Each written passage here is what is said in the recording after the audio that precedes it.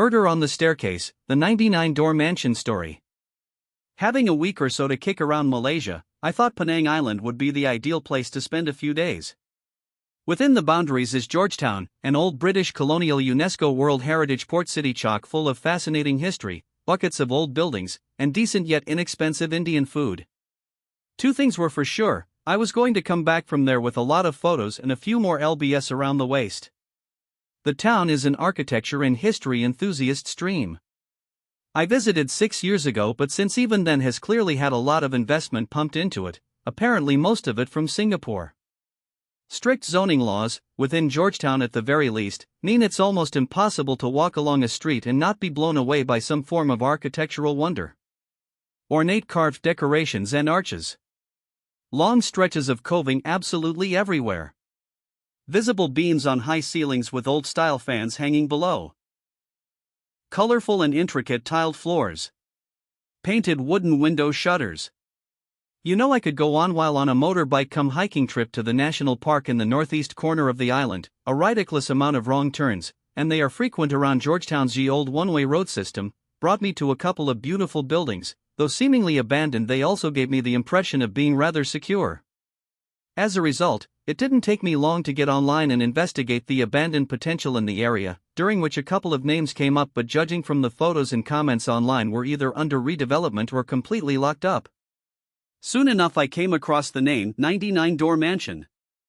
It doesn't take a fully qualified mathematician to tell you that this must be a pretty big house, and it is, although it got its name quite literally, so there aren't a particularly obscene number of rooms. 10 still stand, I believe. But there are several doors per room.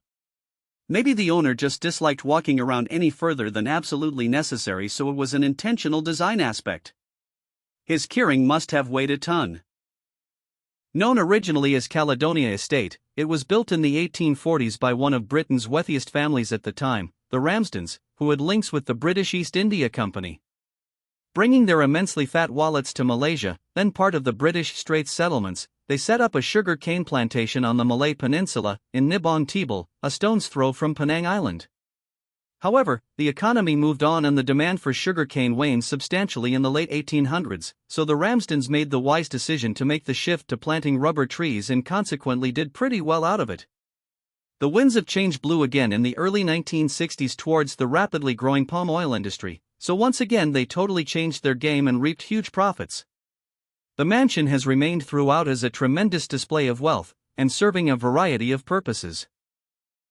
Living quarters, dance hall, an administrative building for the plantation, and even the headquarters for the officers of the occupying Japanese army during World War II. But it's not all palm oil and cream, In June 1948, grandson of the family John St. Moore Ramsden was shot twice in the back of the head as he walked up the mansion staircase. The murderer was never found, but the common rumor online is that a business competitor gone and done it, though I wager that this was one person's conclusion that has since been regurgitated umpteen times, doing as the internet does. Various suspects were arrested, detained, and even put on trial, but no one was found guilty, with the magistrate declaring that there is no evidence against any particular person. Another locally fueled rumor is that John was a homosexual that employed only young and handsome Malay houseboys, and that local residents all remembered that no one had been convicted of his murder, and they did not seem to care. In the period of his death there were a number of retributive attacks on British colonists, thus it would be foolish to ignore that as a potential motive, particularly when considering the locals' general apathy towards his lack of justice. The case is still unsolved, and the grave of John S. Moore Ramsden lies in Georgetown's Western Road Cemetery. The research on this place is both interesting and hysterical. In addition to the above, it's said that locals believe that the Japanese killed all of the Ramsden family present before taking over the property during the war, but this doesn't really tie in with the fact that the grandson was shot in the head 3 years after the Japanese surrender in 1945. Another compelling factoid is that after the house itself, not plantation, was abandoned in the 1960s, a local bomo, kind of like a witch doctor in this neck of the woods, took residence and used the building as his little workshop, contacting spirits and whatnot. Supposedly the locals are more scared of the bomo's spirit mates than they are of the entire Ramsden family.